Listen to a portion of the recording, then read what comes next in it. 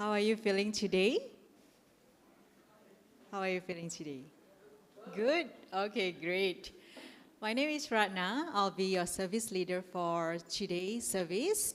Welcome to Buddhist Fellowship. Just checking in. How many of you here for the first time? Oh, great, too. Welcome. Welcome. Today, thank you so much for being here on Sunday morning, especially very heavy rain outside. So I just wanted to acknowledge you for being present here. And also a very warm welcome to those tuning in online as well. So happy learning from the comfort of your home. And so today, before we start our session today, let's do a short puja and followed by meditation.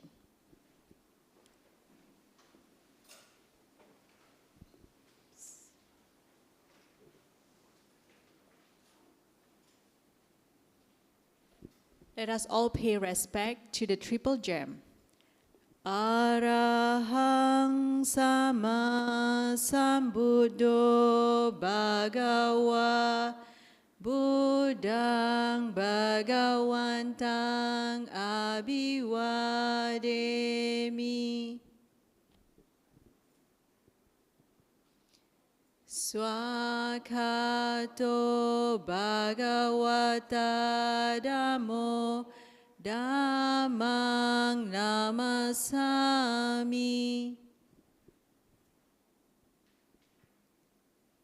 Supatipanno bhagavato sāvaka sangho sanghang namami. Please put all palms together to partake in the offerings to the Buddha. The offering of the 5 items allow us to express our gratitude to the Buddha and serves as a symbol to help us remember the teachings. Please join wholeheartedly and read the verses together. Offering of light.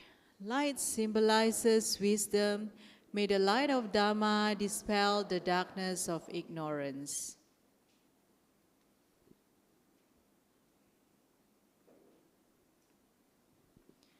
Offering of incense. Incense symbolizes the fragrance of pure moral conduct.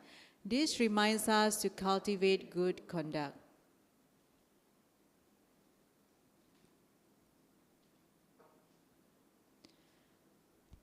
Offering of water. Water symbolizes purity, clarity, and calmness.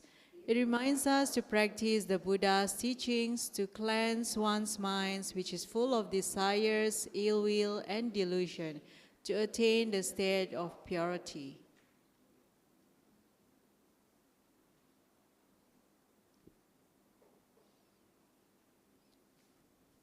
Offering of fruits. Fruits symbolize the ultimate fruit of enlightenment, which is our goal. They also remind us that all actions will have their effects. Offering of flowers. Flowers symbolize impermanence. The freshness, fragrance, and beauty of flowers are impermanent. This reminds us that we should all live in the present. Remembering thus, we should reduce our craving and attachment.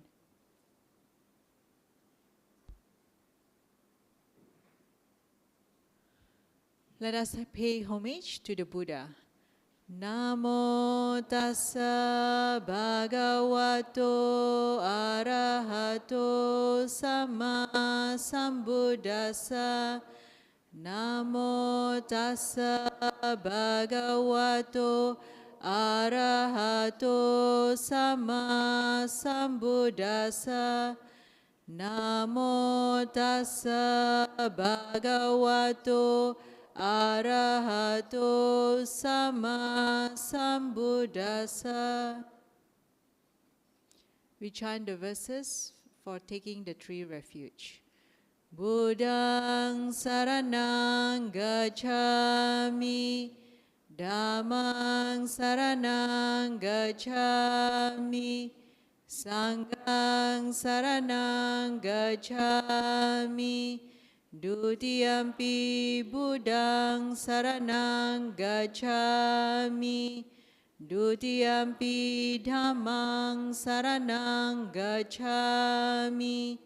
Dutiyampi Sanghang saranang gacchami.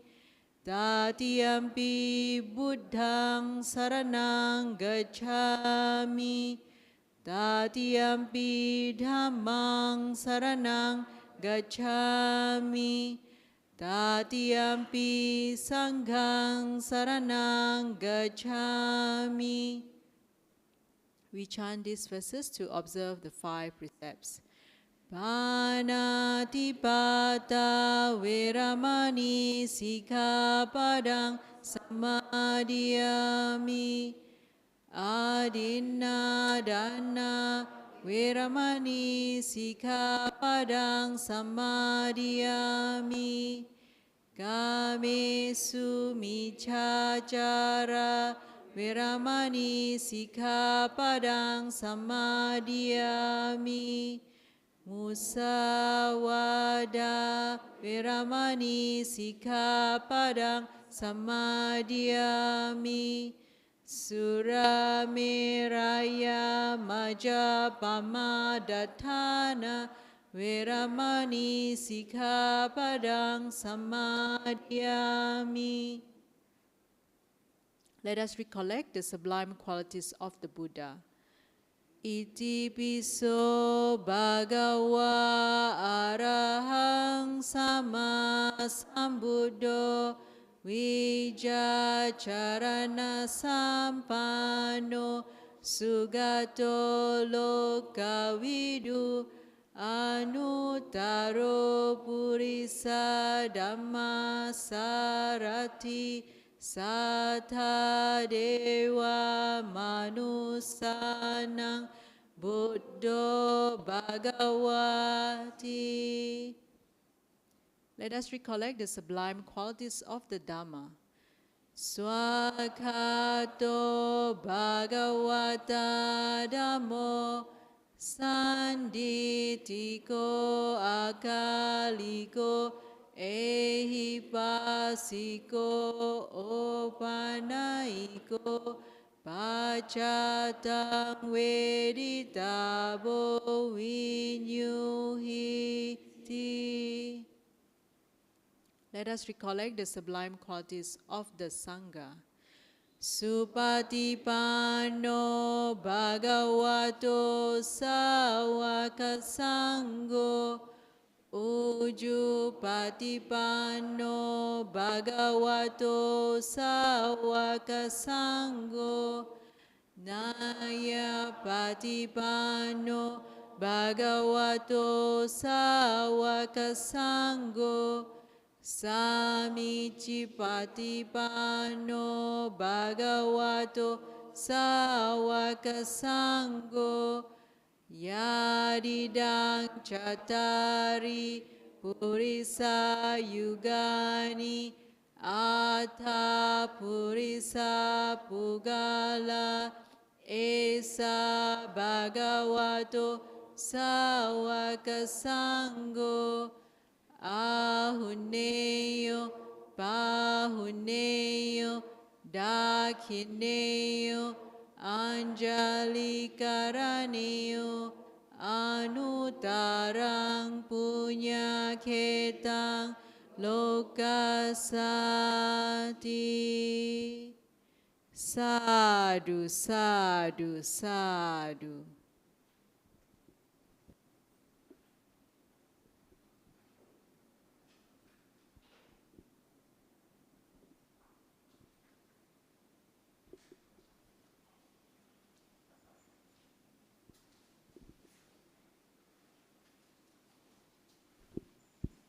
Okay, let's share a bit of announcement before we invite Sis Sylvia to share.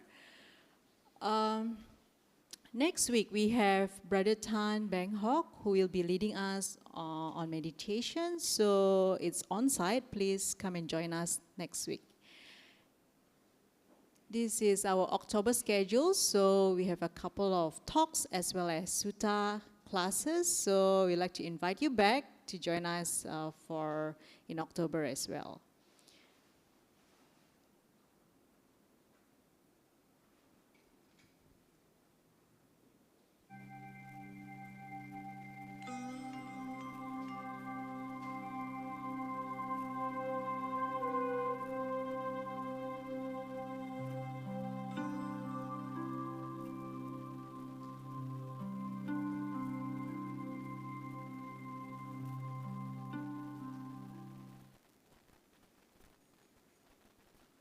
So the VASSA in October and in September and October, starting from August to now, October until November 13, there will be a Suta special. So from Bante Santa Chito to Sister Sylvia and Dr. Ang Yen Yen, and also Bante Aparake Siri Sumana will be doing Suta classes, so come and join us. And for the BF youth, we have next week, they have the practice of right speech at BF East, and Indonesian service by Brother Louis, Making Peace at BF West over here. And we also have BF Junior Youth, age 13 to 16 years old. If you have anyone that you know and could benefit from some of the sessions here, please bring them along. It's every Saturday, 3 to 5 p.m. And next week, they have a movie day out for this Buddhist Film Festival.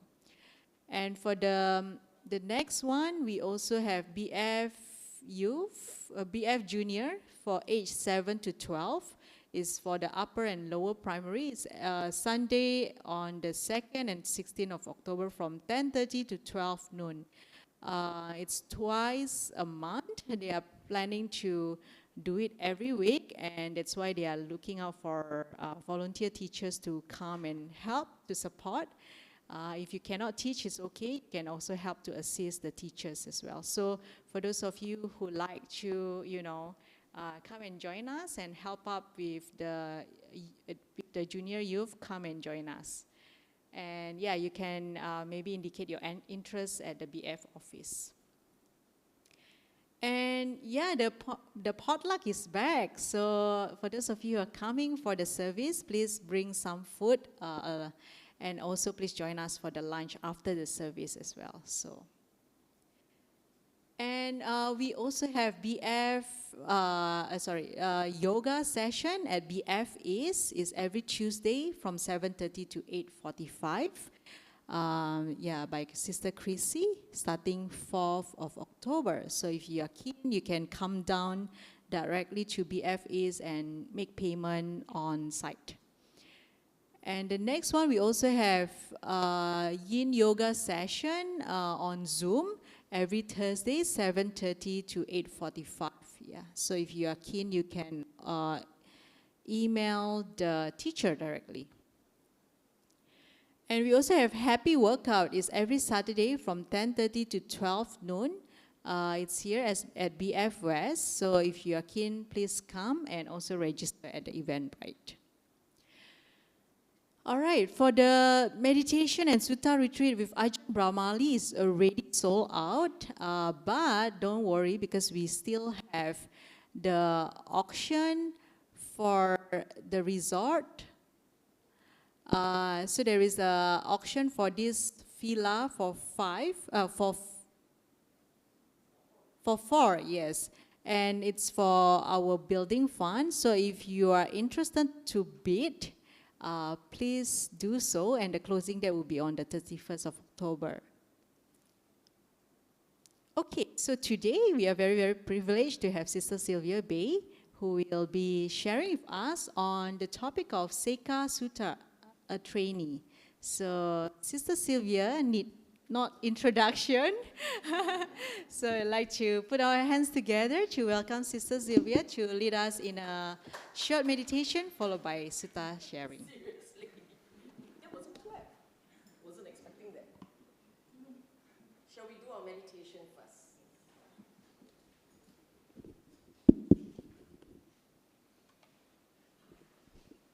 Lights out.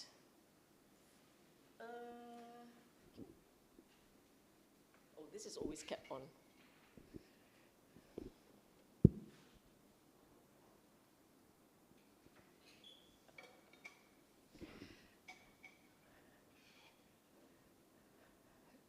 Okay, shall we begin? I'd like to invite all of you to close your eyes. Make yourself comfortable. Before the start of any meditation, you want to adjust your posture. Relax the body. The body must be relaxed for the mind to feel relaxed. The mind must be relaxed. Then it can be at ease.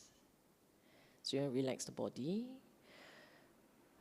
I want you to scan your body slowly. Look out for any discomfort. Muscles. Look out for muscles that are tight. Tell the muscles to relax.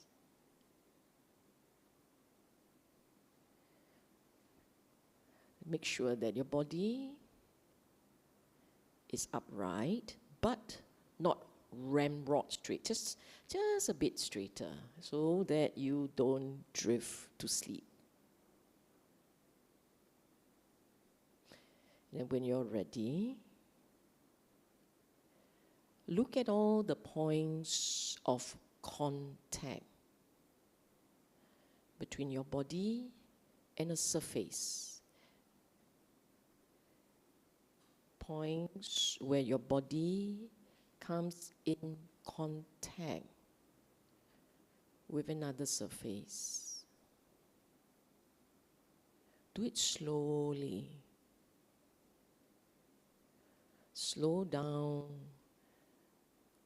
the speed at which your mind moves. Slow it down.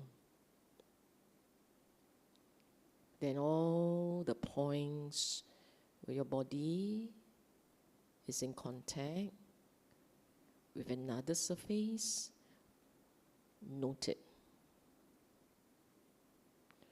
And count. Count all the points of contact between your body and the surface. Count it.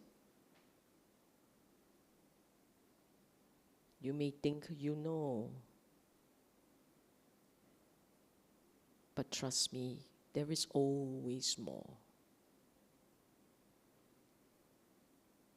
Slowly count the points of contact.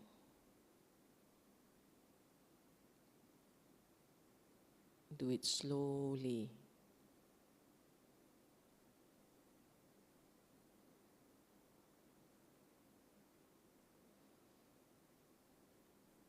From the most gross to the most subtle.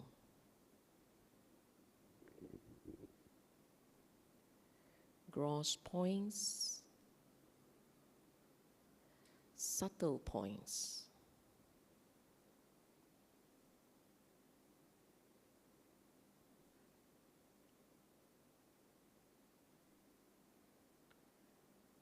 When you're finished counting all the points of contact,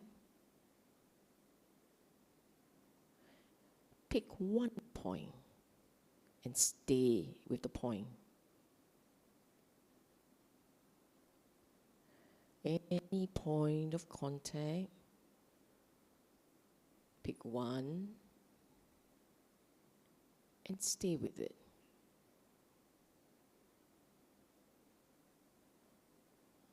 Must be on your body, eh? Any point of contact the body. Stay with it. Tell yourself, I would just stay with the body. Then you must relax. Stay with the body and relax.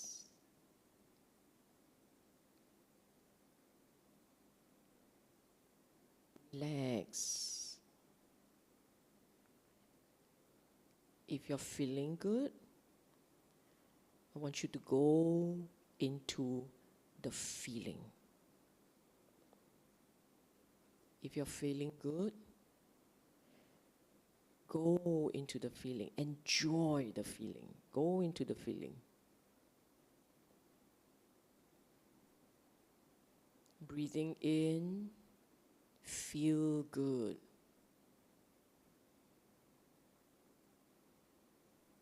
And you wish yourself well. May I be well and happy. Breathe in, if you're feeling good. May I be well and happy.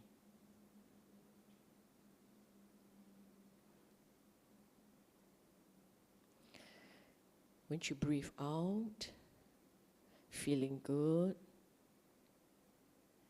may the world be well and happy.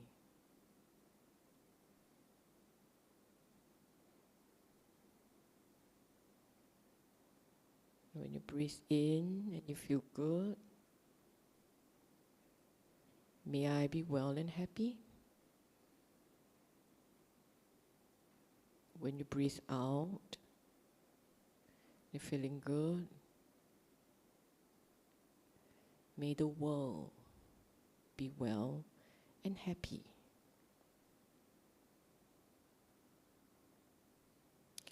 If you feel a little smile forming on your face, smile more. Really smile. And let the joy come through. Only when you feel that joy can you feel metta properly. Feel the metta, share the metta.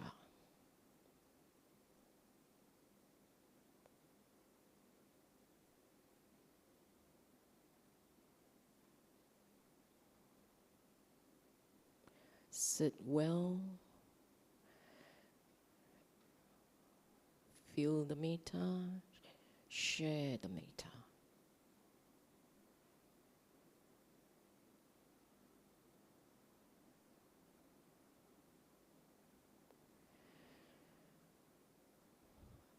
If you are ready, you can slowly calm down. Slowly calm down. Give thanks for your experience. In your mind, take a quiet bow.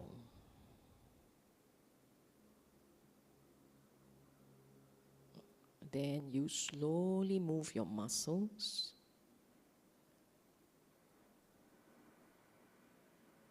Before you open your eyes.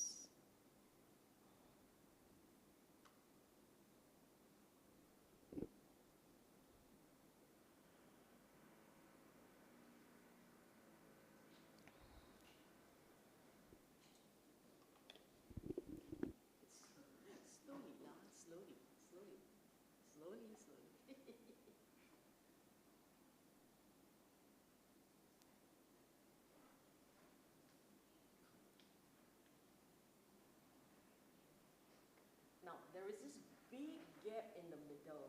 Feel free to ease to the middle because you can see the slides best in the middle. Yeah.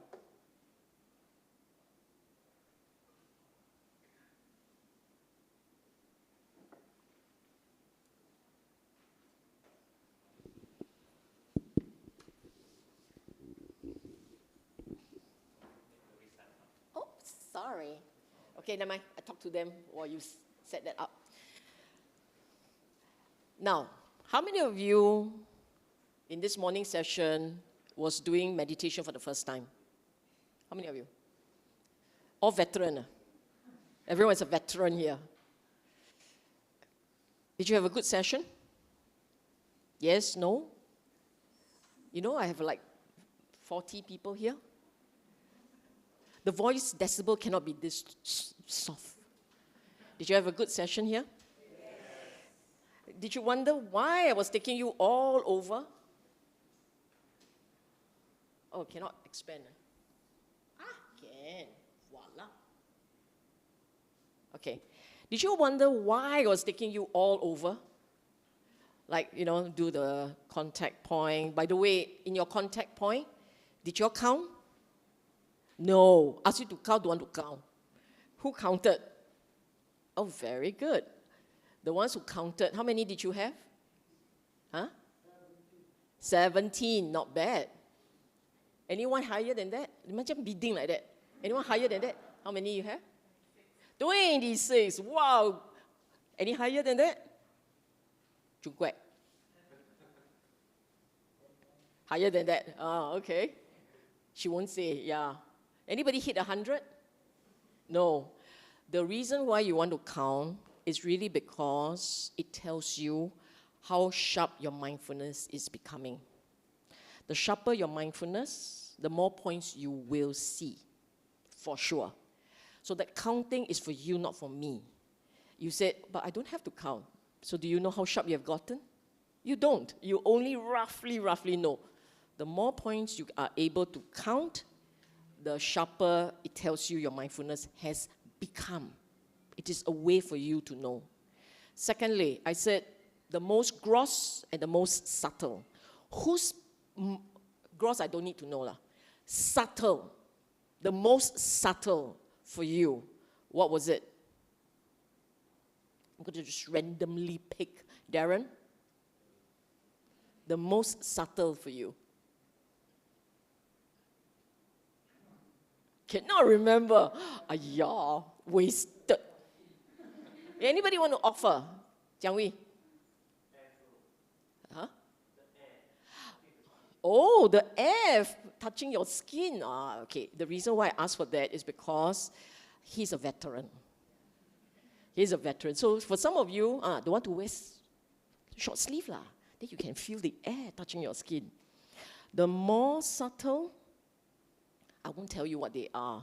He just gave you the bar. But it is actually from the most subtle of contact is where you know how sharp your mindfulness has become. So very subtle, the mindfulness has gotten very sharp. So that's the first part.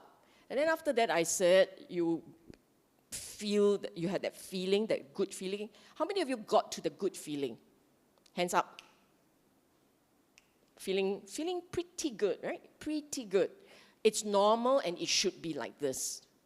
It is very normal. If you read the Pali word, you see the word piti sukha. These are all piti sukha. Okay, which is piti, which is sukha? Ask Beng Hok. He will tell you, okay? The point here is meditation will lead to this joy. If you said, I didn't feel the joy, it's okay. Come and learn from Beng Hok. Okay, it is normal. Otherwise, people wouldn't spend so much time happily sitting and going on and on and on and on. I know of someone who goes for 4 hours. I don't do that. I'm a busy person. Most of us are very busy, right? Can't go for 4 hours. But it is actually very, very pleasant. Very pleasant. Start point. So that's your dopamine feed. Okay? It is normal. And when you experience pleasure, joy, when you experience it, you must go into it. Experience it. Have it wash over you. The deeper, the better. You want that. Why? That's how your mind goes still. You must hitch a ride on pleasant sensation, the pleasure. You must hitch a ride there to go still. It is normal. Maybe one day I'll conduct a meditation class and we'll take you through. But today it's not on that. Today it's on trainee. Can they see or not? Can they see? Can you all see? That's why I asked you to come here where I don't block you and you can see it. You don't have to focus on me, just focus on the... Oh, this is quite good. Okay, now, what I want to do today is not just to introduce a sutta. For that, I don't need this guy. I actually want you to learn how to read sutta. And I picked this as an example to help you. There's no point me always explaining the sutta. You must learn how to fish for yourself. Okay? And to learn how to fish, you have to understand how this sutta, what you should be looking out for when you're looking at suttas. Let's start with my picture. Yes. This is not just any board. It is a magic board. Okay? And this is Samsung flip whiteboard. Okay. I forgot its name, but it's Samsung. It's got 2 pens. I didn't know that. Okay. You see, you guys are going to be at a disadvantage. You want to move here? For the few of you, just move here. So you can see the board and not just look at my form. See the board is better. For those of you who are obstructed by me, I'm quite tall, enough to block you, so you feel free to ease, okay? Can you all see? First and foremost, I'm going to entertain you with my drawing. This is okay, it's really not very good, but think of it as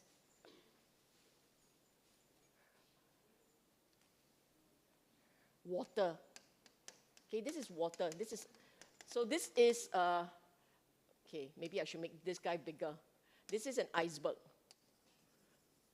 Use your imagination. Okay, this is an iceberg. Okay? It's an ice. I'm telling you, it's an iceberg. So you must like, yeah, it's an iceberg. So typically in an iceberg, in a melting world, actually before the melting world, before ecological changes and all, what's up here? This is the tip of the iceberg, right? Okay, you know what? I'm going to make my iceberg bigger. So at least you'll see it as a tip. Okay, this is a tip of an iceberg, right? It's a tip of an iceberg. But the bulk of it is actually beneath, right?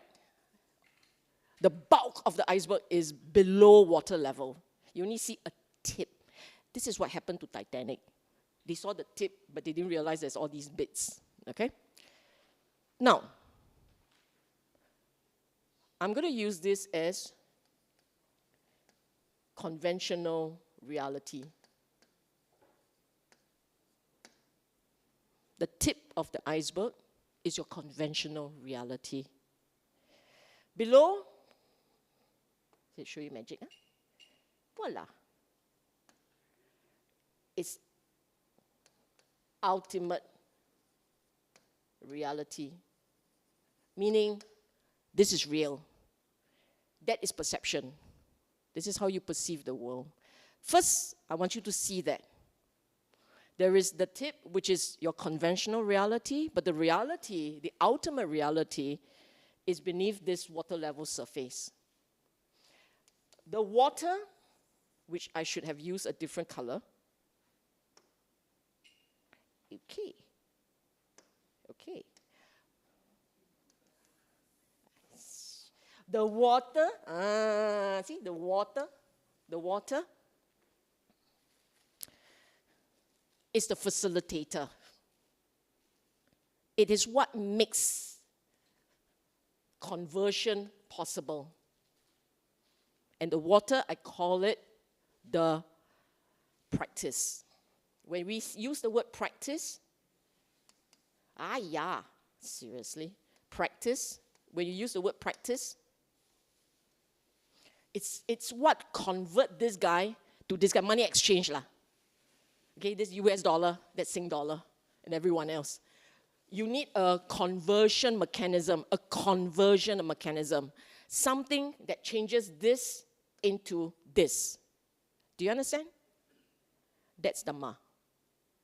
Dhamma talks about conventional reality, explains ultimate reality, and the method converting conventional to ultimate. You understand that, right? Do you understand that? I just repeat again. Dhamma. What is Dhamma? Explains conventional reality, explains ultimate reality, and the mechanism that converts these two. It's a mechanism. What is that mechanism? What you understand to be the Eightfold Path. Panya, Sila, Samadhi. Panya, wisdom. Sila, morality. Samadhi, stillness, meditation, whatever you call it. That quiet of the mind. That's a mechanism. Do not mistake mechanism for ultimate reality. This is a conversion process. The practice is a conversion process. In every sutta that he delivered to Sangha, to monks, there will be these three parts. Every sutta. To the sutta, so there are two types of sutta. Okay, now I erase. You see, I told you it's magic. Okay. Don't worry. Later on, it will be fine. I can even pick colors. Look at that. Okay. There are two types of sutta. Two broad categories of sutta. One delivered to the monastic,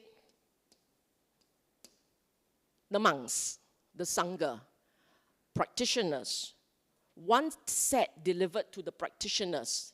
So for people who were from other teachings, Brahmins perhaps, from other faith, they will go to him and he will still teach them if they ask him to. So there's one set of suttas that's delivered to monastics. That set, for sure, will have all that three. Conventional, ultimate, and I call it the medium, okay? The conversion medium. Then the second type, he delivers to lay people, non-practitioner, people who want to know how to lead a happy life, a joyous, happy life. He may not explain the full works, but he will give them something that they can use to make themselves happier people. So for instance, for those of you who are familiar, Sigalo Wadda was a discourse delivered to a layperson called Sigala. And Wadda actually means advice. So advice to Sigala, the layperson. The entire sutta has not these, except it has this. That sutta has this, but not these two. He didn't explain what the world is like. He just went ahead and explained to him how to do the right thing and be happy person. Okay, so this is my intro. For those of you who did not take picture of my beautiful picture, take photo of my beautiful picture, sorry. Okay. Oh, no. Diga, how do I get rid of this? I think it's okay now, right? Okay, done. F1. Okay. Can you all see now? I need to be able to scroll this up and down. Now I cannot write. There are two screens. One screen is for writing and the other screen is for you to read. So you can read, I cannot write. All the major suttas, every single one in the longer suttas, the longer ones, will have the following information, the following facts. So for those of you who want to try and get a glimpse of the Buddha's life, you want to pay attention to these facts. Number one, audience. Where he was, and whom he delivered the sutta to. where he was, and who were his audience. Those are the two facts that will be captured in all suttas. So you see here, he was staying in the land of the Sakyans near Kapilavatthu in Banyan Tree Monastery. By the way, this is translated by Ajahn Sujato, and you can find all these suttas on Sutta Central. So for those of you who are new and really after this so inspired to check out suttas, right? Sutta Central. Okay? Here, the Buddha was staying in the land of the Sakyan. We know that round about the 9th year after enlightenment, he went back to the Sakyan land. And periodically, he made visits, periodically. But he didn't stay there for very long. And the Sakyans, he was like a hero welcome, right? They really loved him. So they invited him to be the first teacher in the hall that they built. Every major village, even minor ones they would have, villagers all have TV point. This Dhamma halls, it's a hall, it's a discussion hall, it's TV point. This is where people gather at night to enjoy themselves with entertaining speakers. It's very normal. Every major town, villages would have that. Big ones, small ones. Interestingly, the Sakyans were building a new one. And they got him there to go and like open the space. Okay. At that time, a new town hall constructed for the Sakyans. It has not been occupied by an ascetic or Brahmin or any person. So the Sakyans went to him, bowed to his side and said this. You see, it's a new hall. Which tells me that this sutta must have been delivered relatively, probably the first half of his time as the Buddha. Probably the first half. Why? Because he didn't quite visit so often. And this is a new hall. Sakyans must have gotten really inspired before they built that hall. But it is not so new. So it's probably around about 10 years, 11 years, thereabout. Why? Because Ananda was already a stream winner. Ananda and the gang, and Ananda was his cousin, joined him around the time when he went back for the first visit, which is 9th year. It's thereabout. Okay, what's the significance of that? Nothing very significant here. But in some suttas, those timeline is important. For this particular one, not critical. So for you, like information, trivial pursuit, info, useful, okay?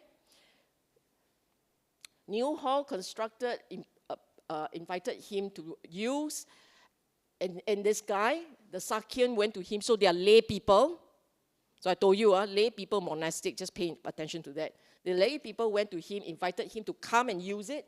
May the Buddha be the first to use it. So he's their hometown boy, right? They want him to be the first one to use it. And only then will the Sakyans of Kapilavatthu use it. You open it first, then we use. That would be for the lasting welfare, happiness. The Sakyans. So the Sakyans are now fans of Buddha, okay? FOB now. Then knowing that the Buddha had consented. Now, Buddha does not say yes, no. He keeps quiet means okay. So next time you keep quiet means okay. Silence means consent. It started from Buddha, just let you know. Okay. So Buddha consented. Sakyans got up, bowed, respectfully circled, kept him on the right. I don't know why. You don't ask me why kept on the right. Then they went to the new hall. And, okay, note what they say. They went to the new hall. They spread carpets. BF, they spread carpets all over. Prepared seats. Okay, BF gave you seats. Prepared seats. Set up a water jar. We have no water jar. And place a lamp. What does this line tell you? Should be getting dark. Otherwise, we'll put lamp. Their halls are not like this. Their halls will be airy one. Open, save material. So if it's daytime, they don't need to put a lamp. They were going into the night hawk. Okay? India, you must know if it is the colder month, the cooler month. We don't know when he went, but odds are it's after the monsoon season. So it would be going into the colder month. And this is before global warming, so cold is cold. And therefore, likely to get darker earlier. We cannot say this is at night. It might well be just evening. And these guys are all ready to go. They went to the Buddha, stood on one side, told him, done. Sir, come. So Sir brought up, rope up, took his bowl, and rope went there. Why did the Buddha take his bowl and rope and go? I mean, this is not meal time, right? Because the ancient monastics, they travel everywhere with everything that they have. The bowl is just one of the things that he used, that he had. They go everywhere with everything. There's no guarantee you're coming back here. Okay? So that's their way of life. Now you know the jar is to wash feet. Wash feet, enter hall, set in the central column. So I try to map this in my head. So this is Buddha.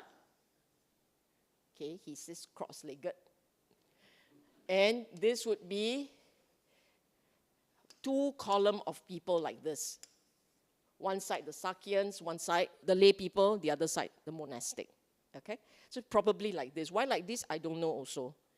No, I don't know everything, you know. Just let you know that, right? I know many things, but not everything. Okay. Now, look. Spent most of the night educating, encouraging, firing up, inspiring. This is what a Dhamma talk must achieve. It must teach, guide you on information you have never heard, give you new knowledge. It must teach. It must encourage. It must help you feel that I can do that. Encourage means you look at it and you go, not that difficult. I can do that. If Dhamma talk is too complicated, you will be discouraged. So Dhamma talk cannot be too chim one. It must hit the audience at the correct pitch. Now, if you are the only one, so the newest and the blurrest of them all, then it's not the speaker's fault lah. Because the speaker has to pitch it at the level of the general audience, right? If you are the only one who is smartest of the pack and everyone else is just new to this, it's also not the speaker's fault lah. Who asked you to be so advanced, right? You're in the wrong class. That's all. That's all. Okay, educating, encouraging. So you must understand to feel encouraged. Firing up, inspiring. Firing up means it cranks up that desire in you to want to learn. Inspire adds the punch to that. So you really want to go. So after this talk, you chong for the door, okay? And you like chong for the practice, huh? This is what you must do, okay? You must do that, huh? Otherwise, I feel like a failure, okay? Then he addressed Venerable Ananda. So the Buddha got tired. It's been the whole night. This is a persistent audience who does. By the way, this happens when the Buddha gives a talk. He's so good. He was so good. People were so engrossed, they didn't want to let him go. This is not the first time I see this. There was another talk towards the end of his life. He gave one to this group who knew this was the last time they were seeing him. He talked right into the night until he tahan already. He told them, go home, late already. It's in the last Sutta, Mahaparinibbana Sutta. He actually told them, go home, the night is late. Then they all very reluctant, grumble, then give bad feedback. Cannot chase off, complain. Yeah. So this is very normal. He gives very long talks. He gets very tired. And then he told Ananda, yo, you take over. Brother, take over. So Ananda took over, okay? Ananda, he was very specific. He wanted Ananda to explain to the congregation how to practice. You don't sit down there and tell me this is for monks. Who was his audience? Lay people. I just want to stress this. This was to an audience of lay people. Subject was chosen by Buddha. So he wanted the lay people to hear this. We are all sekhas here. Sekha means trainee. We are practitioners. We are learning how to walk this path. And the Buddha told Ananda, you explain this path to everyone. So if you recall earlier on, I drew you the pyramid. Pyramid also good. The iceberg, right? I drew you the iceberg. It looks like a pyramid, but it's not. It's iceberg. I drew the iceberg. So he was going to teach them medium, the conversion process. Okay. He said, Ananda, speak about the practicing trainee to the Sakyans as you feel inspired. Ananda is a stream winner. You ask him to talk Dhamma, he very inspired. My back is sore, I will stretch it. So this is a case where, I told you, right, relatively new in his dispensation. Probably he would be, 35, 40 plus? He's likely to be only in his late 40s, likely to be. Yeah, probably in his 40s, likely to be. And already he has backache. It's not funny. So you can imagine as he grows older, his back will kill him more. Okay. And then he lie down. He spread out his outer robe, folded in four, lay down in the lion's posture on the right side, placing one foot on the other. Mindful, aware, focused on the time of getting up. He lie down in the Dhamma hall. I've said this to people before, that the Buddha, in the midst of his teaching, would lie down on the floor. And there were people who were like, really, me? God, me? God? MN53, just let you know, okay? So yes, he did. Then Ananda addressed Mahanama the Sakyan. This is rather interesting. He should be addressing the hall, right? But he was speaking to one chair and others were just listening in. So the question is, why did he pick this one? They're cousins, by the way. Mahanama, Ananda, the Buddha, all are first cousins. Sons of brothers. Okay, all of them. And Mahanama was the most enthusiastic. There are many suttas named Mahanama Sutta because Mahanama asks questions. Every time he goes to the Buddha, he asks questions. Yeah. The lion roar, right? Okay. We just wait for the lorry to pass. Hey, what is today's special occasion? Does anybody know? Okay. Okay. Mahanama loves to ask questions. He always wants to know how to do better. So that Ananda decided he would address Mahanama, I'm not surprised. Okay. This is where the training starts. And for those of you who are very keen to understand how to do this right, you can take notes.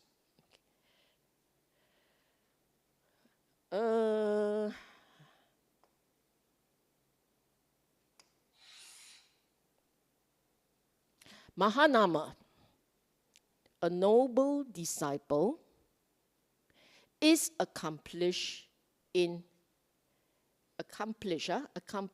ethics, guards the sense door, eats in moderation, dedicated to wakefulness. So 1, 2, 3, 4. 5, 7 good qualities, 5. 4 absorption, 6. 6 sets of things to remember. Okay? Accomplished in ethics, Sila. Sila, morality. Guts, the sense door. What are your sense doors?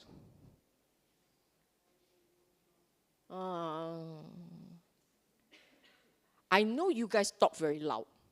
I heard. Now got to answer questions, suddenly everybody very quiet. It's like mindfully whispering. What are your sense doors? Your sense spaces, right? What are they?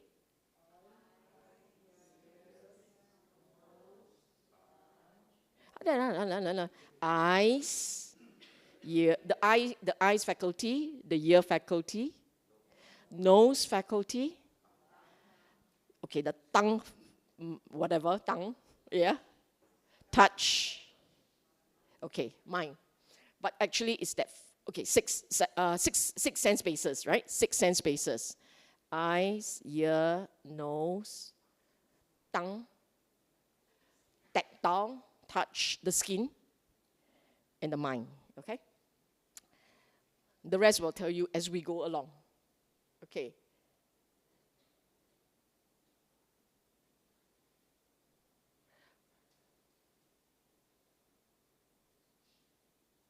How are you accomplished in ethics, morality? This is the Pali word Sila. You know what? I'm just going to, okay, I'm going to shift it up. No, I'll do it like this so that I can write here. This,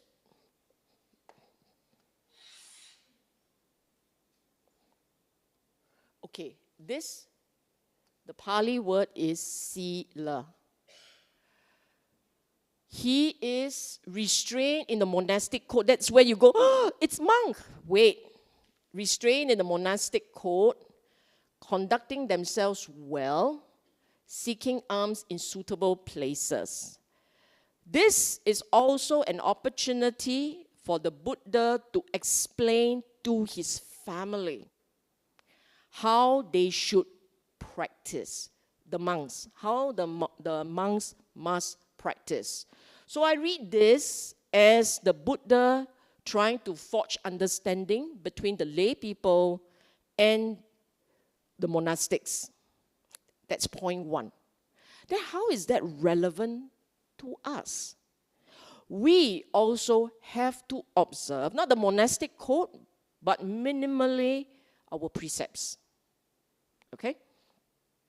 You must also conduct yourself well.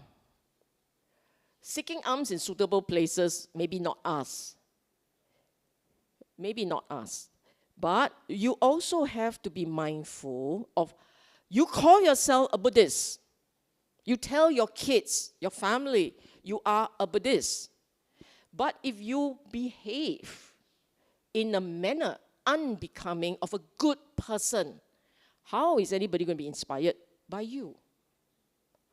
So the moment you openly declare that I am of this identity, the moment you declare that, people will judge.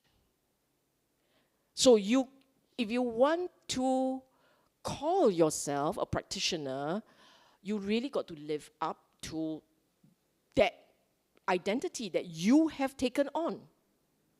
Okay? Seeing, this is the one that I am most intrigued by.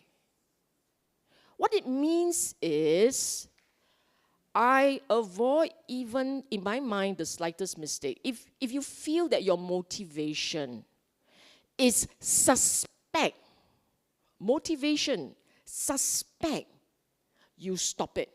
You stop doing. If you come and sit down there and say, do you think this is a lie? Finish. You have already missed this point. If you suspect it is not total truth, it is fuzzy. Your facts is fuzzy. If you suspect that, you stop. I stop talking. I won't go into that. I won't do it. So we're talking about the precepts here, lying. So don't come and ask me, white lie can or not? Seeing danger in the slightest fault. Cannot. Don't say, I didn't actually take But nobody's ma. So it's okay, meh? Right? The lalang out there, not anybody's ma. I take lor. If you think like this, you know, question mark. Don't do it. That's what it means. Keep the rules that you have undertaken. If you say, I will not act this way, then you do not create loopholes for yourself to act whatever way. You keep your mind clean. Keep your mind pure. This is the first rule of the 5 that came along, right? This is the first one. That they are accomplished in ethics. They choose to uphold a higher level of ethics. And they will keep it well. Okay? Then the second lot, guarding the sense doors. This is the trickier one. Let's give a different color. How do you guard sense door? How does a noble disciple guard the sense door? You see a sight, of course with your eyes. Don't get caught up in the features and details. I will stop here first. Let me explain. Your brain has the capacity to zoom in like a laser or to zoom out and take in span, breath. Agree? Your brain has the capacity. It's not your eyes. Your eyes can zoom in, but the brain must register it. It has the capacity to zoom in and look at something in a very tight 4K way. Or it can zoom out and take in the general features. He said, don't get caught up in features and details. Don't zoom in. Keep a distance. So you see seeing. Your mind is able to register that when you see something, it's a span. This is what sometimes people call general awareness. It's a span. Don't fix. Don't go in and fix on something. Why is that important? You want to learn mindfulness, you want to learn how to keep the mind detached, you have to learn how to do this. So when you guard your sense door, it's very cute. It basically means you keep your attention here. Do not let your attention to drift into whatever object and go into the object. That's basically what it means. Keep an awareness here. Okay? Then for those of you who like, what the hell is she talking about? Meditation and mindfulness. No samadhi, haven't practiced well, this part of the story, you will miss a bit of it. It's okay. Check out Beng Hok. This is my fallback position, go to Beng Hok. Okay? If the faculty of sight was left unrestrained, meaning you're not watchful, bad, unskillful qualities of, what is this word in Pali?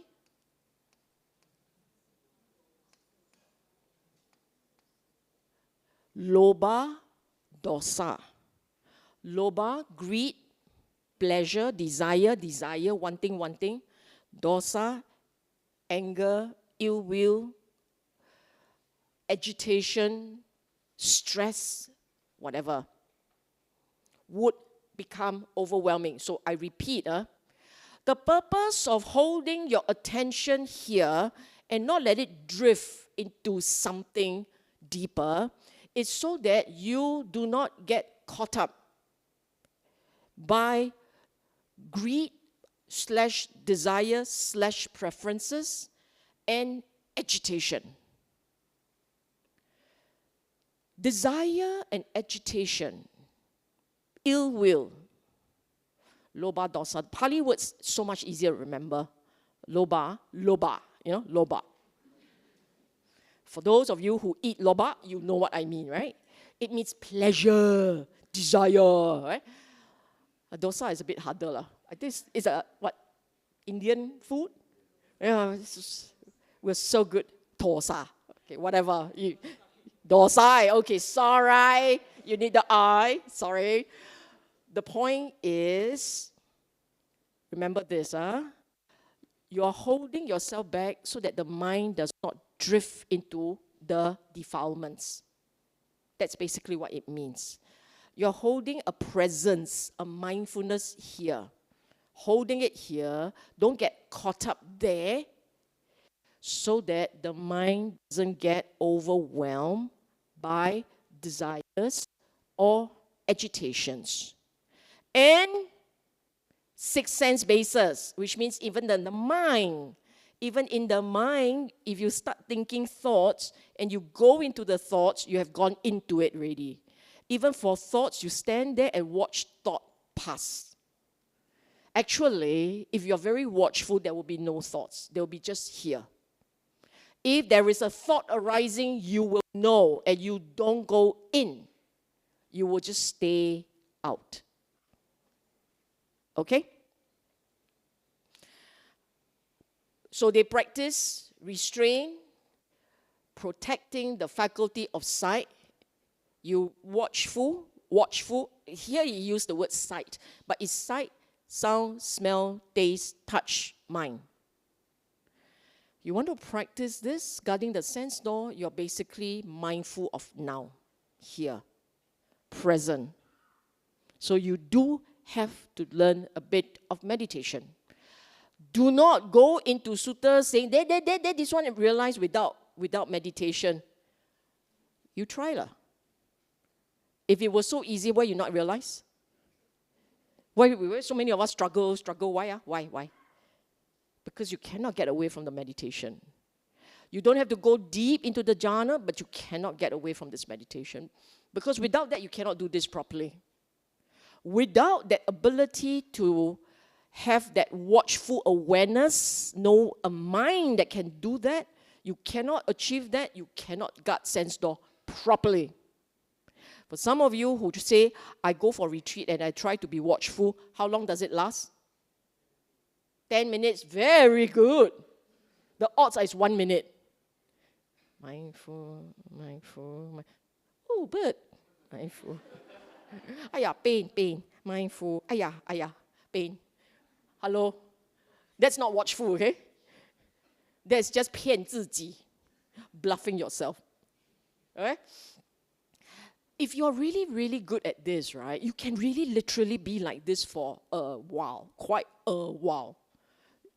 And the monks are doing that. They are training themselves to be able to do this, okay? So when they taste a flavor, when they feel a touch, when they know a thought, in their mind, they don't get caught up in the features and the details. So they go into it. They don't go into it. How is that possible? It is like this.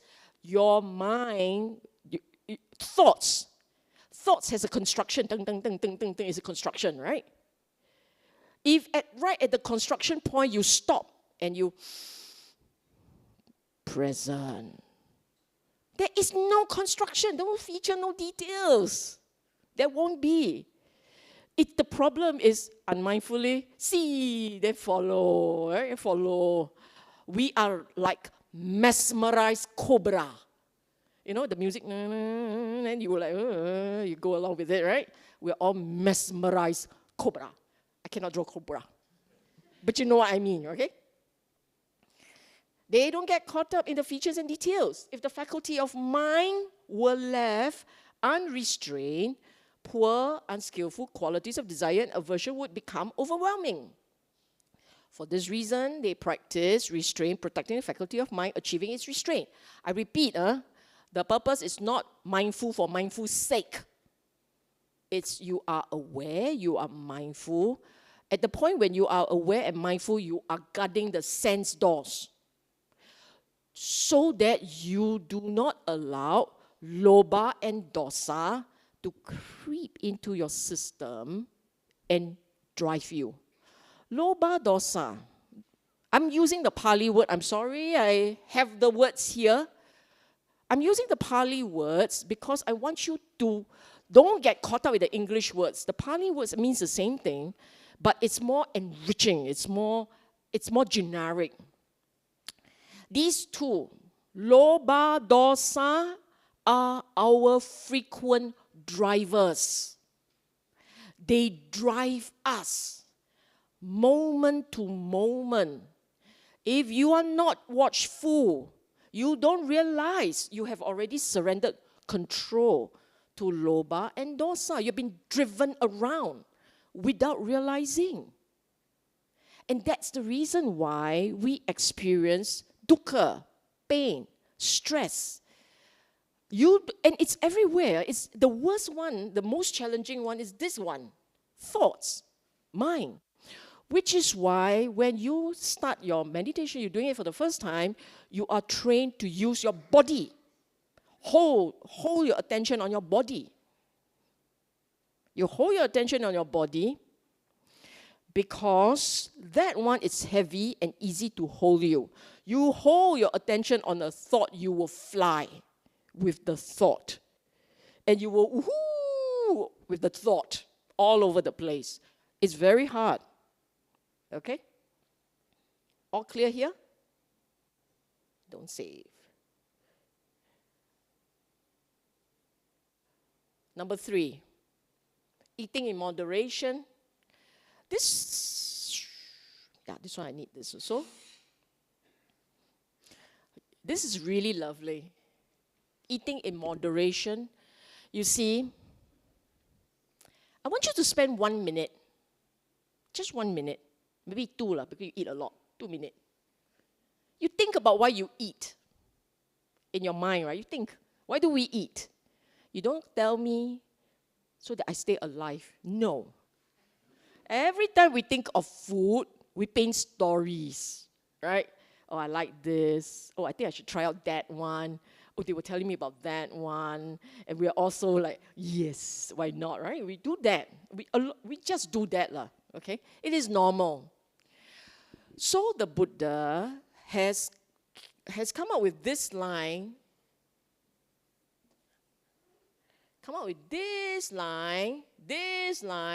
which they made into a chanting. But some of us, when we chanted this line, we don't know the Pali word. We just, okay, eat, ja. That's not chanting, right?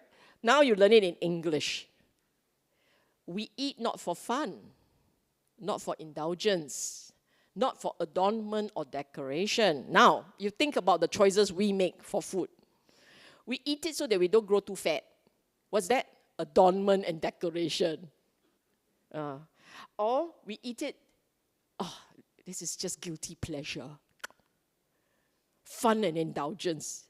It's normal. Then some of you may like, I'm a vegetarian. So, vegetarian also eat like that one. They also got their favorite stuff. And they also say a vegetarian is more, it's healthier. Here the Buddha said, only to sustain the body, avoid harm, support spiritual practice. You keep the body alive so that you have 1 more day to practice. Practice to do what? Practice to do what? You forgot my iceberg, is it? Practice. So you're practicing the conversion process so that your mind can switch from conventional reality to ultimate reality. That's why you need 1 more day.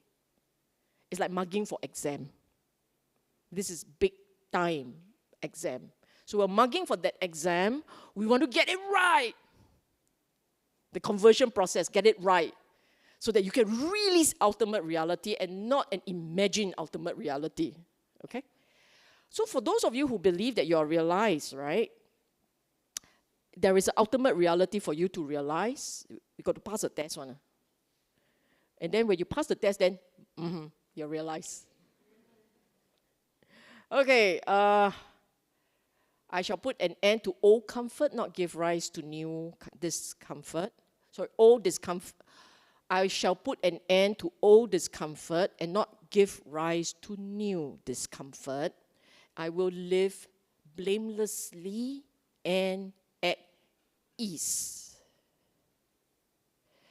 If you are practicing well, you should experience. If you're practicing well, you should experience this one, at ease. Living blamelessly is a choice. Experiencing ease is what would become if you're doing it right. If your practice is on track, being at ease is your baseline. Must be your baseline. If you tell me I've been practicing and practicing, I'm working so hard, I've gone for so many retreats, from one Brahmali to one Brahm to one Sujato to, oh man. It's like, BF, I'm your frequent flyer on retreats. But I don't feel at ease. I feel dis-ease. The practice is something wrong. You're holding yourself too tight. You're having too many, I must do this, I must do that. Too many of those, I must. What happened to guarding the sense door so that you don't get overwhelmed by loba dosa? So you, for sure, if you're doing it right, your mind should be at ease because you are steady in the present. Okay? Dedicated to wakefulness. This is very important. Being dedicated to wakefulness means you are mindful. Okay, he says, so these are practicing monks, okay? They practice walking, sitting, meditation, purifying the mind from obstacles. In the evening, they do walking meditation, sitting meditation. In the middle of the night, they lie down on the right side, placing a foot on the other, mindful, aware, and focus on the time of getting up. Meaning, as they go to bed, their mind is, I shall lie here for don't know how long, and then I will be up. And then when it is time, you will get up. It's not, I think 5 minutes more can. I think 10 can. The bell hasn't gone yet. Like that cannot. Like that means you are being drawn into the pleasure. You are caught up with loba. You're just caught up there, okay? Now, walking, sitting, they are postures. These are postures. You are sitting. What you're doing is you're seated. So that's sitting. Then you say, but he says meditation. Yes, I know. But in the mindfulness practice, we are also talking about mindfulness of posture. So when you're standing, you can stand and be aware of present. That's what you want to be, aware of being present. Being here and now. And watch your mind and make sure there is no loba and dosai, right? Loba and dosai. Those are the two dishes you don't want. Okay? And if you will feel very shy, don't want people to know you're learning Pali, just take picture of the two and paste on your wall. Just to remind you. Avoid loba and dosa. Okay? And basically, what he's saying here is, in your daily waking hours, try and maintain some mindfulness. If you're a Sangha member, we want to do it continuously. And there was one sutta that said, you continuously do this for 7 days max, you should be able to understand the Dhamma. I seem enlightened. Stream and beyond. Okay? Because if the mind can go quiet and be present, the mind becomes aware very much of desires, the arising of desires. And the mind learns to let it be. Don't go into it. Instead, keeps to the present. Keeps to this awareness. How many of you know... Okay, correction. Ask the wrong question, get the wrong answer. How many of you have no idea what I'm talking about? Yay, everybody understands. How many? Okay, down on the scale of 1 to 5. Okay, yeah? Everybody understood, so I get it. How many would say I'm 5 upon 5? 5 means, absolutely, Sister Sylvia, I know exactly what you're talking about. Okay, that's a 5. That's a 5. Okay, a 1 is okay lah, like that, something like that lah. Okay, that's a 1. So who will say I'm a 3? Hands up. I'm looking at you. Oh, very good. Who will say I am a 2.5? Kakak lai lah, never mind lah. Okay. What about 4.5? Because usually people don't go for 1 and 5 ma. 4.5, great, very good. What? You're 5?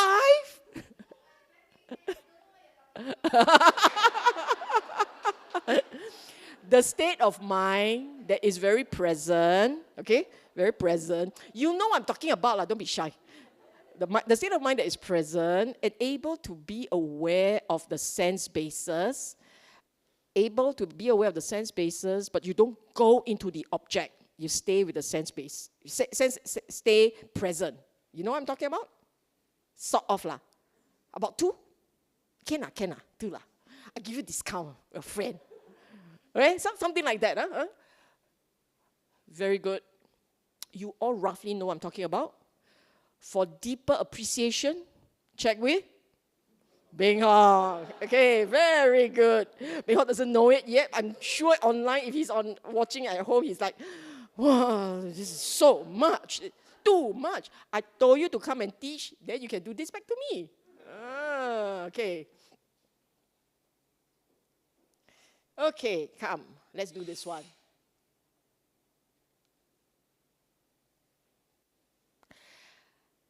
Earlier on, they are all practices. Practices.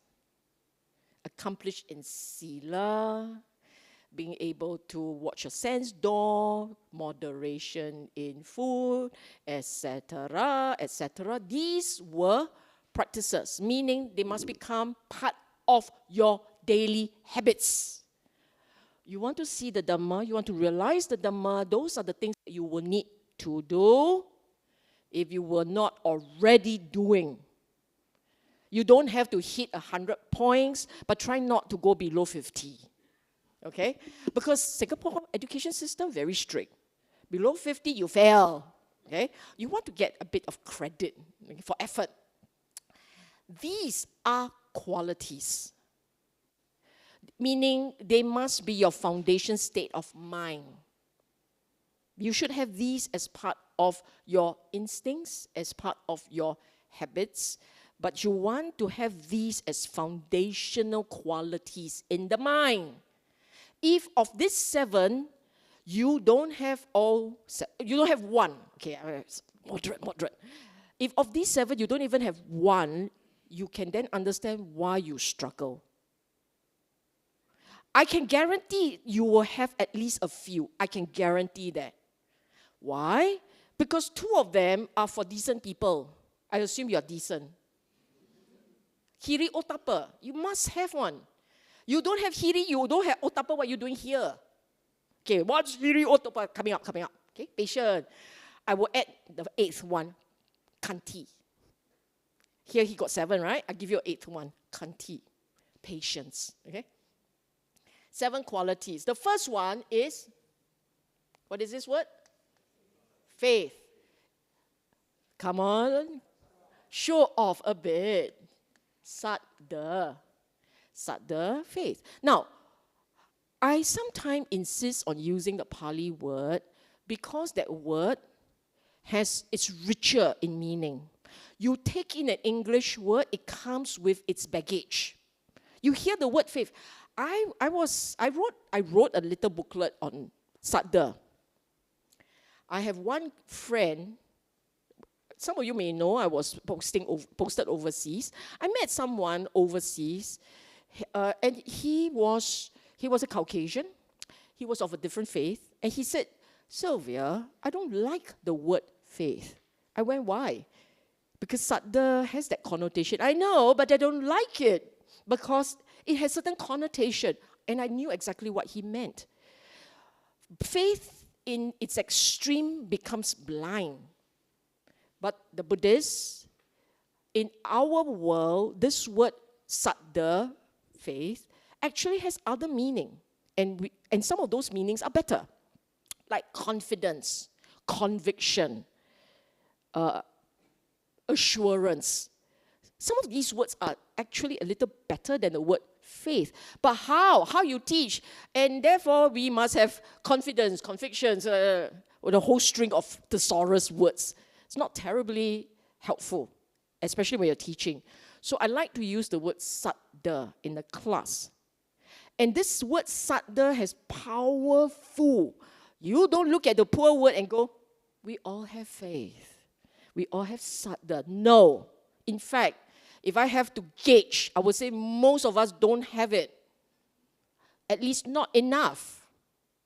Because the most important function of the word Saddha, of this mindset, a mental state Saddha, is you must have enough confidence to allow the Dhamma to override your programming, your perception.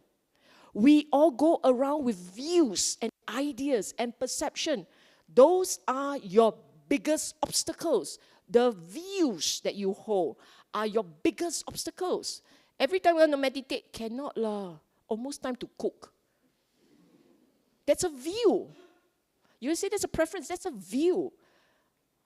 Cook, eat later, can die, is it? You see what I'm saying? So we have a lot of views. And our views are very strong. It's very hard to change. How many of you sit down there would tell me, I am not stubborn? Who dare to say that? Who? Who dare say I'm not stubborn? So therefore, we all are, right? Shade of 1 to 5, stubborn, right? Some of you 1 stubborn, some of you 5 stubborn. The bull also surrender to you type. Okay? Some of us like this, right? So what does that mean? Actually, that's equivalent to your Saddha. You are a 5 bull stubborn, right? Your Saddha is very jialat. Gong bui tia. Say cannot hear, meaning you are stubborn. Refuse to take in the information. Some of us refuse to take in because it's a matter of principle. Some of us refuse to take in because we don't understand what you're saying. You too chim, I don't understand, don't care lah. Right? You will have people like, I don't care lah, I don't understand. Some of you, are just born skeptical, right? You came out going like this, very skeptical. Your baby, you come out, then you have this. You have this quizzical look, right? Why? Because you are born skeptical. All these are the opposite, the antithesis of Saddha. So can you now see how problematic it is? Many of us bow before the Buddha, then walk off and says, I have my own version of Dhamma. You win already, lo. Right. You bow before the Buddha, and then you walk off with your own version of Dhamma. This is what it says.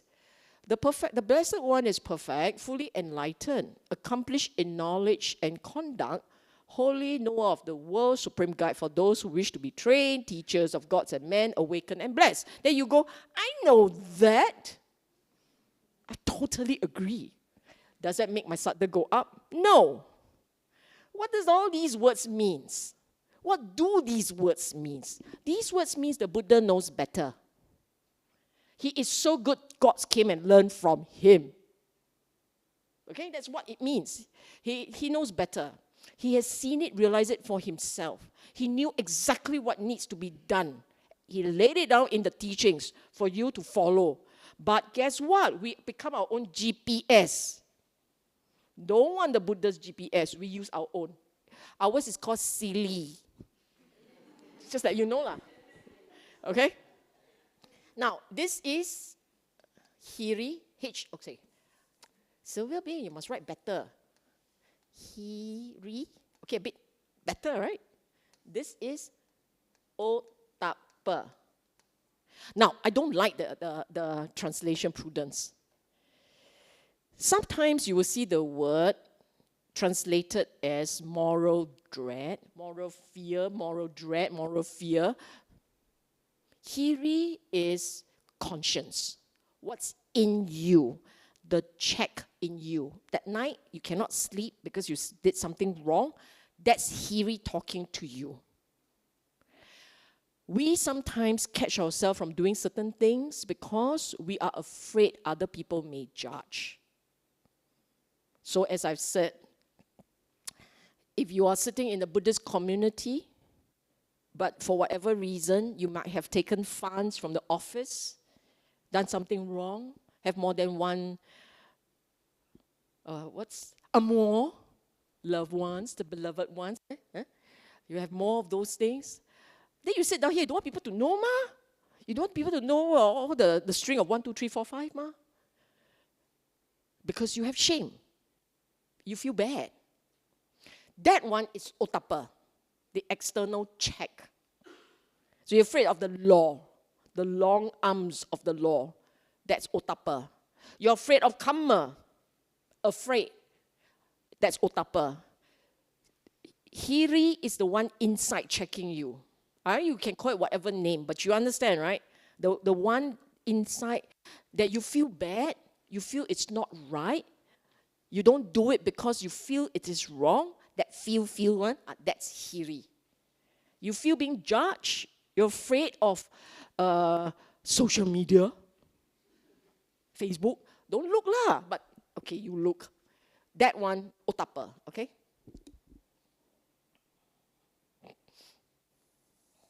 Now, so, Hiri, afraid about the conduct by way of body, speech, and mind, and you are checking yourself internally.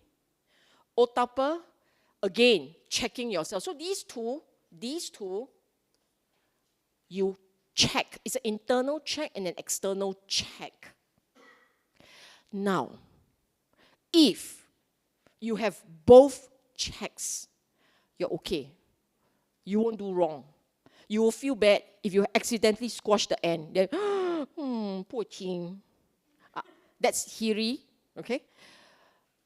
If you have Hiri missing, you have no internal checks, hopefully there is still the external check. Otherwise, you are serial killer number 1, better than Angulimala. Okay? So those are very important. And practitioners without Hiri Otapa cannot go far. Cannot go far. Buddha say one. And my Sutta very strong. So if your Hiri Otapa is faulty, better mend it. Empathy, learn empathy, feel for others, feel their pain to build your Hiri. Otapa, keep telling yourself, come on, the law. You basically have to strengthen that part of you that will guard you from doing bad. Okay, learned, remembering, keeping what they have learned, teachings. Okay, this one here is, it's not a Q, it is a A. Suta. This one here, learned, remembering, keeping what they have learned, teachings going to be there. Okay, I know some of you will go, oh, I must learn to read Suta, huh? Very hard leh. I'm so old already, we got time.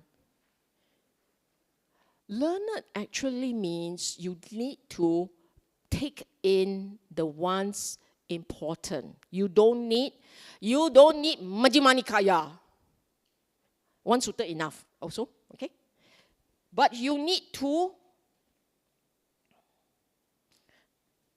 remember, reinforce, mentally scrutinize, and comprehend. Yes, you must do. Whatever teaching that you pick, you can stay with that for the whole life. Even something like Mangala Sutta, right? Which is how many stanzas? 11 stanzas. Only 11 stanzas of 4 lines each. You can memorize this. Go to bed. Wake up in the morning. Okay? Just go on and keep doing that. And that's all. But you must You must remember them. You must remember. You don't remember, what's the point? In your meditation, nothing comes out. Why are we learning these things? So that when your mind goes quiet and you are peaceful, Dhamma can arise by itself. You think what? Dhamma come at your beck and call. You sit down there, hello, come on, come, Dhamma, come. It doesn't work like that. You have to sit quietly. You know, it's like brewing a double-boiled soup. Double-boiled soup, okay? You all know, or mostly Chinese here, so you all know double-boiled soup. You need to tun, right? And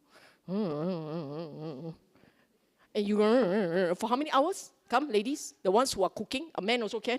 If you cook, 3, 4, you have the soup really good. How many hours? 6. You must have tanti, patience, and let it boil. Don't go and like up the fire, right? They all boil over. It's okay. We pour new water in. You don't need to learn all the suttas. You don't even have to memorize most of the suttas, but you need to remember what you have read. You must. You don't remember, in your meditation, nothing comes up. So, because I've conducted retreats, and I have people telling me that, Sis Sylvia, I sit very quietly, then nothing happens. You got read Sutta or not? Got I forgot to ask, did you remember them? Because what you store, you don't be lab student, okay? Lab, L-A-P, and it's not laptop, Buddha calls it lab student, meaning when you stand up, everything drop. Here, sitting here, you remember, oh my gosh, this is so beautiful. Then you stand up, boom, gone. Flushed away. Learn something, remember it. Then you say like that, how so many sutta? Which one do I pick? Dhamma Cakka Pawatana Sutta. I think it's SM55 or don't know what. Dhamma Cakka. Somebody please check and you can tell the rest. Dhamma Cakka. In fact, you just keyed in the word here, you know, in Sutta Central. Dhamma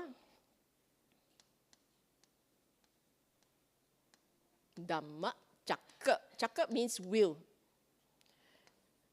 Pawatana Sutta. Turning of the will of Dhamma. Turning of the will of Dhamma. Dhamma Cakka Pawatana Sutta. Okay? This one, enough. You don't remember anything else, just memorize this one. Enough. Just this one. Enough for enlightenment. Okay? Now, so you must remember, you must reinforce by chanting. How many of you chant in Pali? Most of you. How many of you totally understand Pali? Then you chant, also cannot remember. You understand?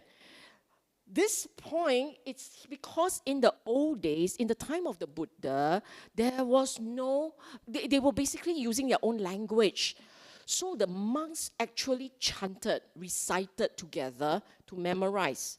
Then when they go to the jungle and they sit there, it's rich, their mind is rich with that one sutta. And that's all they do. They just sit down there and they recall the sutta, and then the Dhamma will float through their mind. You want to chant, you chant in English so that you understand. And then you memorize in English so that you can use it, it can surface when you are in meditation. Okay? And then reinforcing them by recitation, that's the one, mentally scrutinize. What does it mean by mentally scrutinize? So you don't just memorize for memorize sake. You have to, after you memorize already, you must dissect that word, that sutta. What does this mean? What does that mean? How do I see this in? Correlate what you have read in your daily life. Daily life, okay? And then finally, understand them conceptually. You chanted, you memorized, you repeatedly go back, revisit them. So that is to help you remember better. Then you dissect and you start to apply them, try to understand what it means. And then one day you, oh, I see. You must have this word, okay? You must have O-I-C. Must have O-I-C. Why? You know O-I-C, it means you don't see. You don't see, then what are you doing? Okay? I know some people love to go and listen to someone explain, but teacher samu pada, dependent origination. Why you make life so difficult for you? It is important if you want to be a teacher. But if you are just trying to understand and apply, you don't need that one yet. You don't start with that one. You start with the easier to understand. And the day that you OIC, but teacher Samupada will make sense to you. Okay? It's basically deciding which door you want to go through. Once you go through the door, the rest will start to make sense.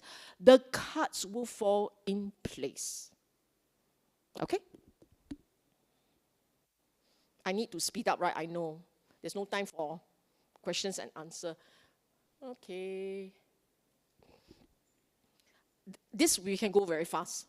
This one says, live with energy, rouse up for giving up unskillful qualities, embracing skillful qualities. Giving up unskillful, embracing skillful, this is right effort. Right effort, which is in Pali, virya. This is the virya that we talk about. So virya, right effort, is all about making sure that your mind is wholesome and skillful. And mindfulness must settle into a basic quality for you. Mindfulness must become a part of you. So, your mindfulness should not be morning, half an hour, full stop. Every hour on the hour, the mind must go aware, present, often. Mindfulness must come on spontaneously for you, naturally, throughout the day, if possible. When you're beginning to experience mindfulness in that way, every hour on the hour, a few times you become mindful. Very good. You now have this quality. Okay? Wise in this space is very specific. Is the ability to observe and conclude correctly. If you are mindful and your mindfulness is sharp, you will begin to observe that all your experiences, the 5 aggregates, 6 sense bases, they all arise and fade away. They all arise and fade away, and your conclusion will be anicca, dukkha, anatta. Impermanent. This is because it's impermanent, it is painful. Because it's impermanent and painful, I can see that this is all conditional arising. There is no I. It happens eventually. Okay?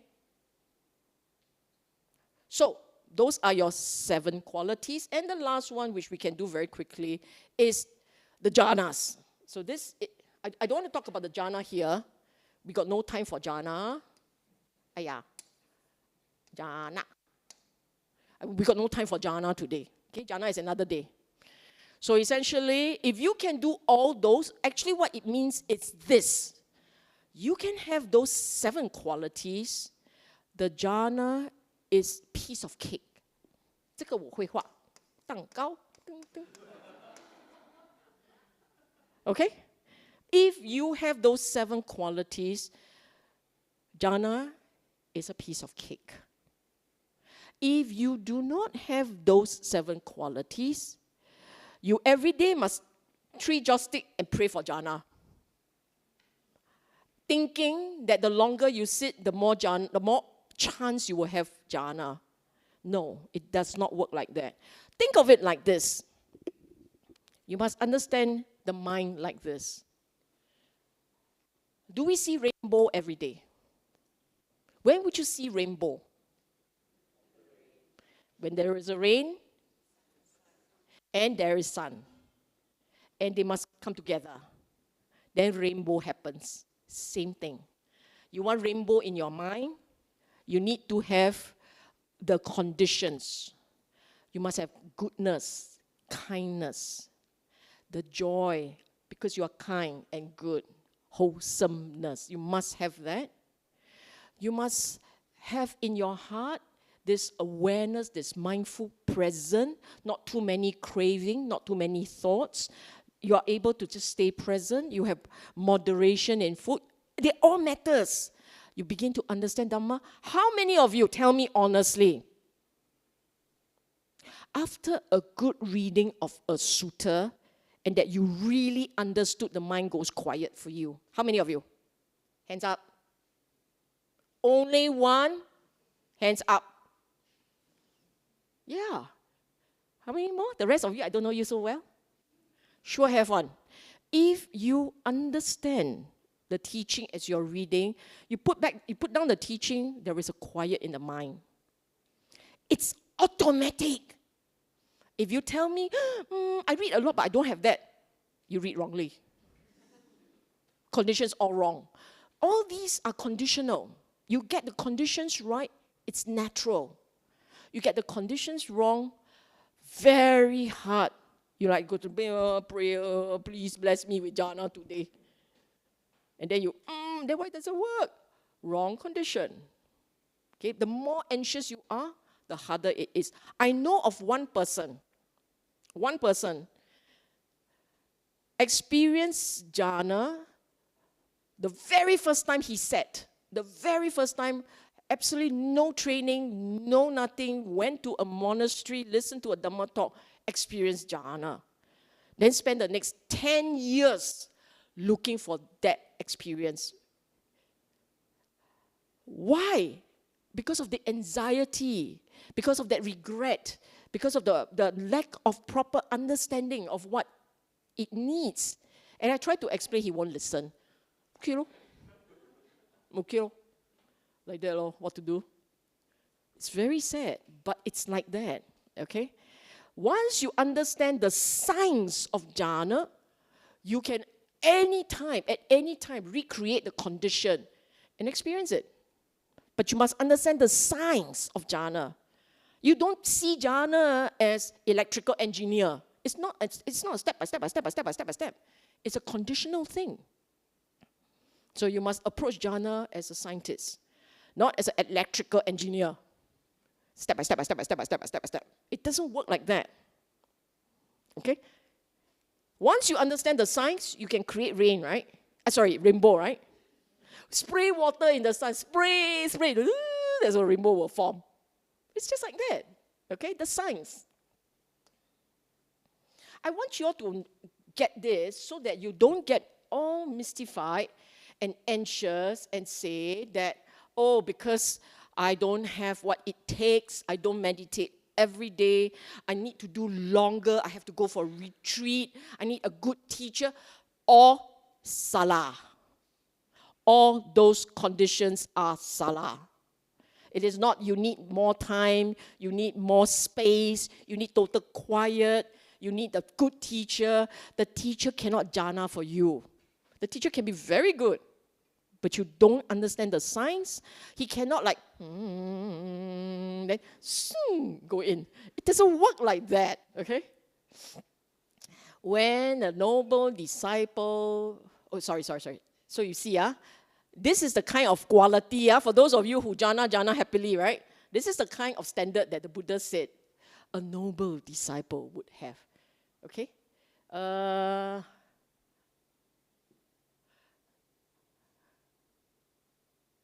Okay, that's how a noble disciple gets the four absorption, blissful meditation in the present life that belong to the higher mind, means jhana. When they want, without difficulty, trouble or difficulty. When they want. You suka, sit down there and you jhana also can. It really is like that. You can just sit there and, jhana already. Must be like that. That happens when your mind has become no longer chasing. The mind settles. When the mind settles, the mind experiences ease. E-A-S-E, ease. Then it's automatic. Okay? I love this.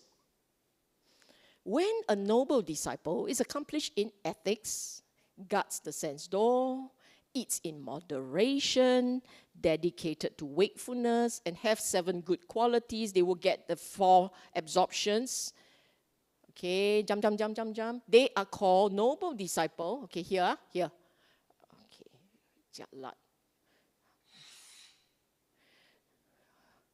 They are called noble disciple, practicing trainee. So for those of you who aspire to be a practitioner, okay, 5 plus 7 plus 7 good qualities plus the 4 absorption.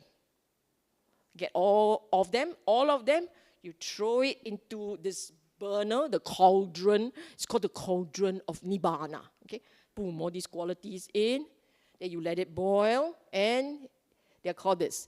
Their eggs are unspoiled. They are capable of breaking out of their shell, becoming awakened, achieving the supreme sanctuary. Suppose there is a chicken with eggs, meaning how many eggs you like, you just put in the number, okay? And she properly sits on them to keep them warm. That chicken, even if that chicken doesn't wish, if only my chicks could break out of the shell with their claws and beak and hatch safely, still they can break and hatch safely. You understand? If she has all the right condition, watch the word, sit, incubate properly, provide all the correct condition. You don't have to sit there and, hey, get out, break out your shell. She doesn't have to urge them along. She doesn't have to will them along. It will happen. That's the meaning. In the same way, when a noble disciple is practicing all these things, they are called a noble disciple who is a practicing trainee. Their eggs are unspoiled, capable of breaking out of their shell, becoming awakened, achieving supreme sanctuary. In other words, they don't have to think and say, please let me be enlightened. It will happen. Create the correct conditions of the mind. Enlightenment, it's natural. It will happen. When the time is there, it will happen. You cannot wish yourself into enlightenment. Right conditions, and it happens. Okay? And we don't need the rest. The rest you can go and happily read by yourself. Okay? That concludes the talk. Wrong side. That concludes it. I think we don't have a lot of time for Q&A. Maybe one. On site only. On site only. Thank you so much, Sis Sylvia, for the very inspiring sharing. Shall we all say 3 sadhu? Sadhu, sadhu, sadhu. Anyone have any questions? One questions on site here.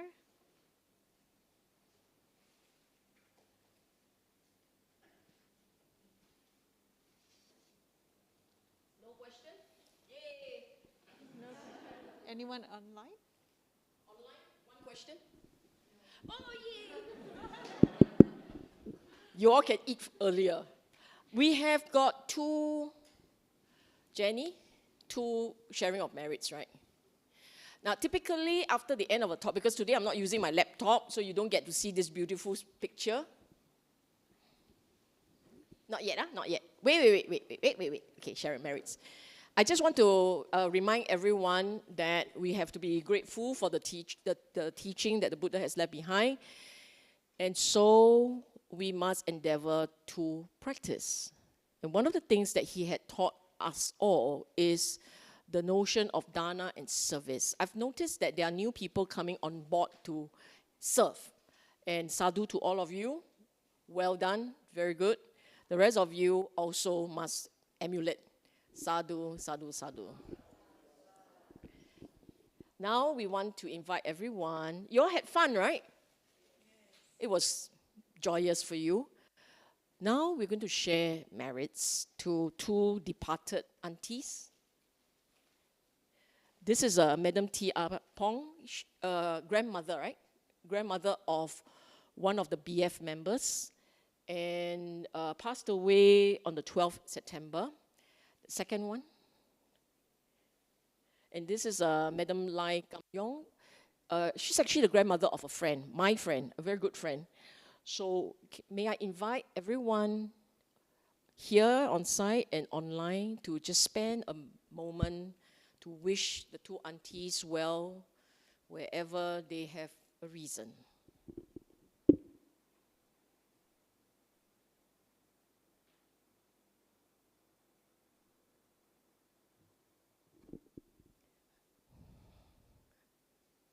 May aunties be well and happy wherever they have been reborn.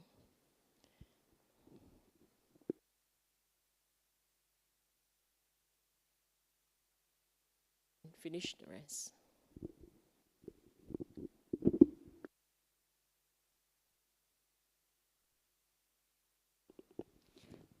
I'd like to invite everyone to do a closing puja. In Anjali, let us invite all sentient beings to participate in our acquired merits. Etawata cham hehi sambatang punya sampadang sabe dewa anumodantu sabba sampati siddhya.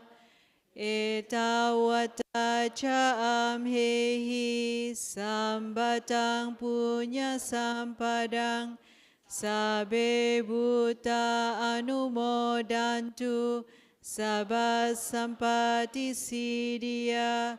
Etawata cham hehi sambatang punya sampadang sabbe satta anumodantu sabba sampati siddhya. Let us dedicate the marriage of participating in a wholesome Dhamma activity to our departed relatives and friends. Idang me nyatinang hotu sukita hontu nyatayo.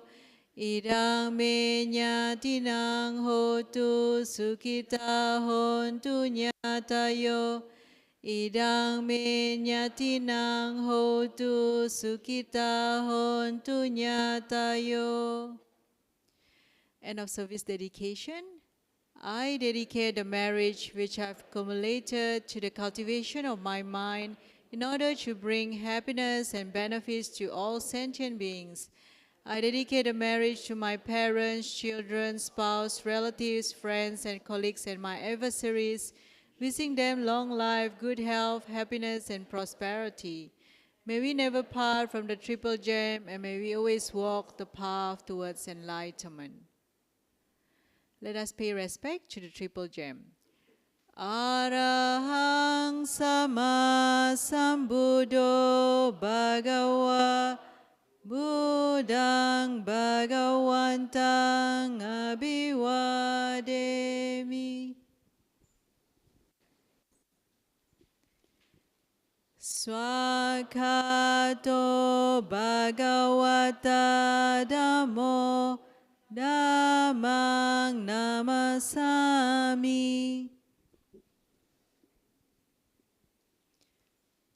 Supatipanno bhagavato sāvaka sangho sanghang namami.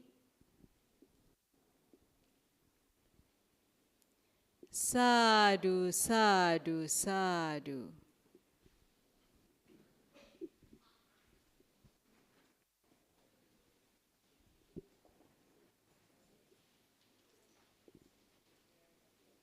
Once again, thank you so much, Sister Sylvia, for all your wonderful sharing and inspiring too.